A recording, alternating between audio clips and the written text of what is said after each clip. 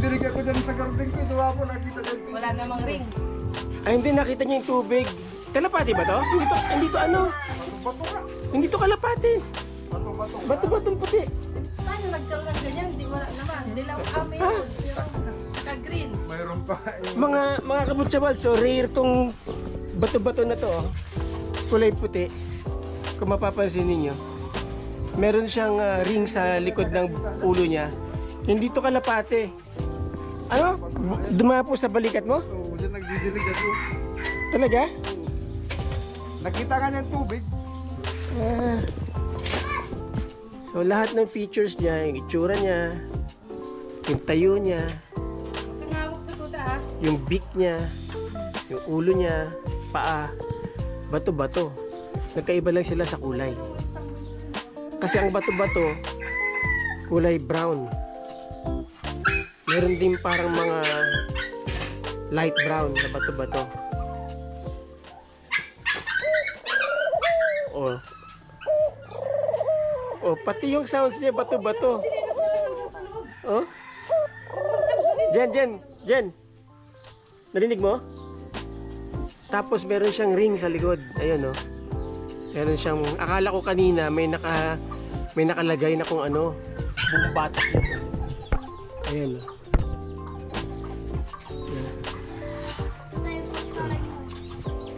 Buong batok niya. Pati yung likod. Oh. Nakala nung tinanim yung biran ko. Nung namatay siya, malit pa lang to eh. Hindi naman to kastanyas eh. Saan? Saan ang buto niya? Ayan mo ngayon. Ay, hindi to kastanyas. Kastangas yan. Ang liit naman.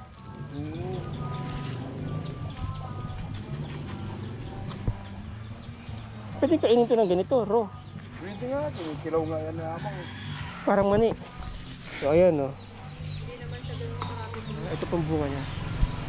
Yung sinasabi sa Soto TV. Yan. Ito yun. Nilalaga yan ni Amang. Ah, ito? Kung kinakain ito, mayaman to sa vitamin E. Ayun. Ayan ang laman. Ayan oh. Parang kasoy. Oo. Ang tamis siya. Pag Pag yung matagal lang nahulog, yung ganito.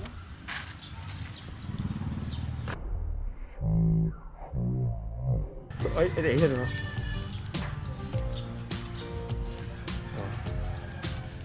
Muntik pang mahulog.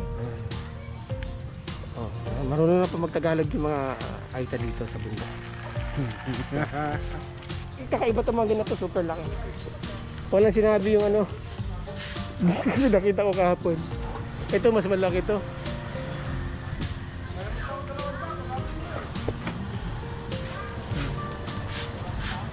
Sukutin nila. Imagine niyo ito oh. Bubut na bubut pa yan ha.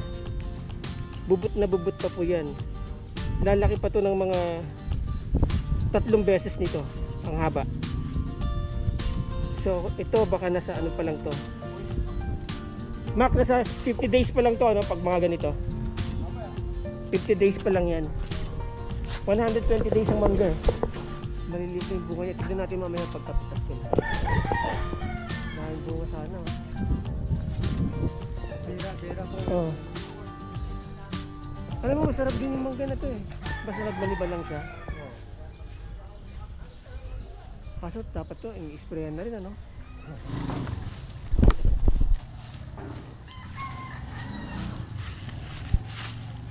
Gas po tayo.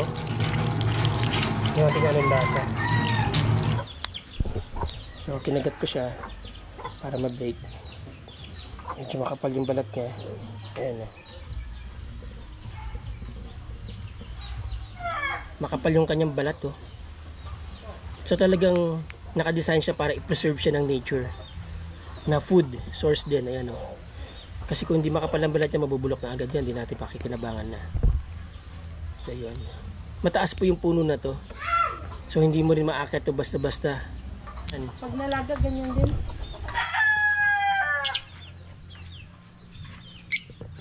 Mac, anong lovebirds to?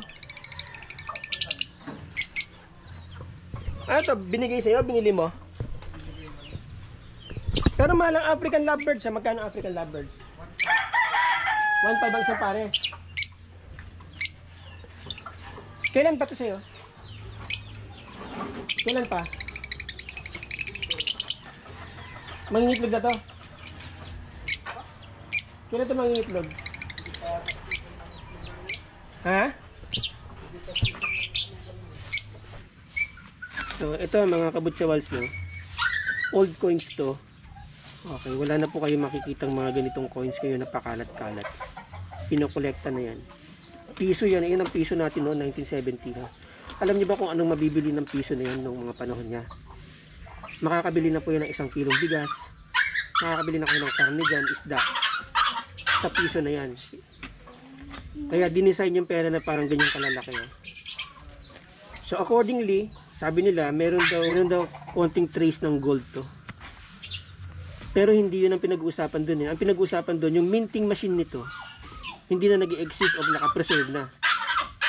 Kaya wala na mag-mint ng ganitong original. Ito mga original to from minting machine. Yan, mga original yan. Na doon sa minting machine talaga minint, no? Yun ang ano doon eh. Yun ang value nito. Yung history niya. Yan. So kapag may nakikita po kayo mga ganitong coins, ipamana nyo na sa mga anak nyo. Tapos ipamana sa, kung kaya ipamana pa doon sa mga anak nila. Kung kaya. Yeah. Yan. Kasi sigurado ako pataas ng pataas ang value nito. As years go by. Oh, yan ang mga tunay na pera noon. Yan, ang mga tunay na pera. Ngayon, ang mga pera noon during his time ay backup ng gold. Yun ang pamantayan noon. Ngayon, hindi na eh. Backup na ng utang. Ang economy natin. Lang. Hindi naman eh. Butang. Butang ina. Oh, shout out. Banban Mix Vlog Gaming. Banban Mix Vlog Gaming sa YouTube. Anong pangalan ulit? Banban Mix Vlog Gaming. So ito po yung napitas nilang mangga. Ayan no. Ito. Ang lalaki, tignan nyo. Noong mga panahon nung una pang namumunga ito, inabutan ko dito 10 years ago. Ang haba ng bunga dito hanggang ganun. Buong sako. Ngayon maliliit na. Ang gagawin nyo dito sa mangga bro? Papa maniba lang yan ganun. Dahil yung pagsak lang namin sa bayan. Eh di pasag yan? Hindi, Idadala nyo lang doon. Okay. Sinabomors ito, kami. Saan? Ayan. Sa akin yan. Okay. Purki palo ay subscribe. Ikaw gusto mo makita yung sarili mo sa video ko? Pwede. Oh, subscribe ka doon sa channel ko. Di ba? Ganun lang yun. Anong ano? Subscribe na. Subscribe. Ilan subscribers ko na? Notification bell all. Yun, tataputang yun. Ayos! Okay! Yan ang gustong gusto natin mga vloggers, di ba? Oo, kompleto sa pindot. Ayan. Mamaya panoorin ko. Oo, panoorin mo mamaya ah. So ito. Mga laro yung ano ko eh. Gaming. Ay! Ayan, 1972. Alam niyo ba itong ganitong kalaki? Ito ang tunay na pera. Noon, nung naibibili itong pera na to, anong naibibili nito noon? Marami Marami na nabibili yan. Isang kilong bigas, tsaka kalahating kilong karne. 19... Wala pa tayo yan eh. Hindi, 1981 yan eh. Wala pa ko yan. Wala ka ba? 71 kasi ako eh. Pinanganak. Ano lang pala. Matanda ka lang ng ilang paligo sa akin. Talaga? Yeah. 75 ako eh. 75? Kaedad mo yung kapatid ko. Nabutan mo pa to? Oo, naabot ako yan. Oo. Ito pa pamana ko sa anak ko. Tapos pamana niya sa anak niya. Pagdating doon sa kaduluduluhan, mahal na to. Milyon na yan. Sige, salamat.